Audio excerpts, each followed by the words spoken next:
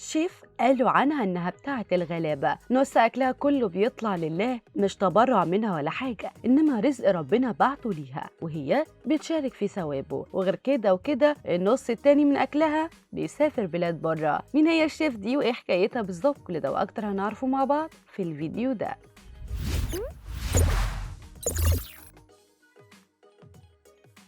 مين فينا ما بيحبش الأكل الحلو؟ الأكل اللي ريحته تجيبك من على بعد تخليك تتحايل علشان بس تاكل لقمة منه. تخيل بقى الأكل ده ما بيجيش من مطعم 5 نجوم ولا من شيف مشهور في فندق 5 نجوم، إنما بيطلع من مطبخ بيت عادي جدا لكنه مليان بركة وخير. النهاردة حكايتنا عن واحدة بقت حديث الناس في كفر الشيخ وفي مصر كلها، الشيف شيماء عبد الله، ملكة المشاوي والممبار والفتة وكل الأكلات اللي تجذب القلب قبل المعدة. شيماء ما جابتش شهرتها من فراغ، دي واحدة ربنا حط في إيديها بركة. أكلها مش بس بيشبع، ده بيخلي اللي ياكل منه يتكلم عنه لأيام طويلة. الشيف شيماء مش بس معروفة بالأكل اللي بتعمله للعزومات والمناسبات، لكن الحكاية الأجمل هي الأكل اللي بيطلع لله. عندها مبدأ بسيط وواضح، نص الأكل لله. فعلا يوم ما يكون عندها شغل كبير بتطلع جزء منه للمحتاجين. لما يجي حد يطلب منها تجهيز وجبات إطعام بتعملها بأعلى جودة وكأنها بتعملها الناس قاعدين في مطعم 5 نجوم. عارف يعني إيه إنك تجهز طبق بشاميل مع ربع فرخة وصباع كفتة وتحطه في علبة وتديه لحد محتاج،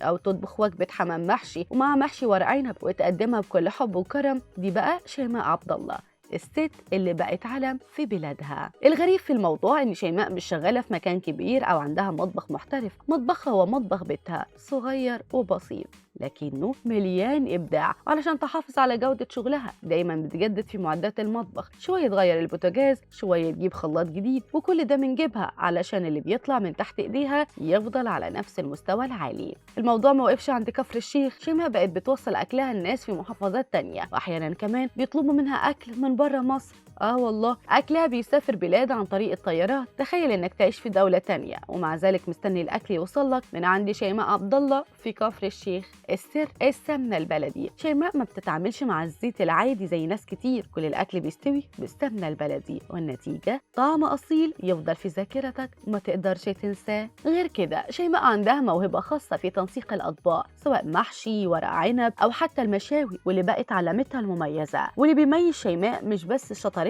لكن كمان حب الناس ليها. كل اللي عارفها بيشكر في طيبتها وكرمها، وعلى الرغم من انها شاطره جدا وبتكسب من شغلها في العزومات الا انها بتقول اللي بعمله لله هو اللي بيجيب لي البركه. دلوقتي صور اكل شيماء عبد الله بقت ترند على السوشيال ميديا، كل الناس في محافظتها بتتكلم عن شكل الاطباق اللي بتعملها، ريحتها اللي بتوصل لخيال كل اللي بيشوف الصور، وقصص الخير اللي بتعملها. الخلاصه شيماء عبد الله مش مجرد شيف، هي قصه نجاح من نوع تاني، قصه عن البساطه والابداع والخير اللي بيخرج من قلب واحدة حبت شغلها وحبت تساعد كل اللي حواليها. في النهاية ايه رأيكم؟ لو أكلتوا من ايديها تتخيلوا طعم الأكل هيبقى عامل ازاي؟ شاركوني برأيكم في التعليقات.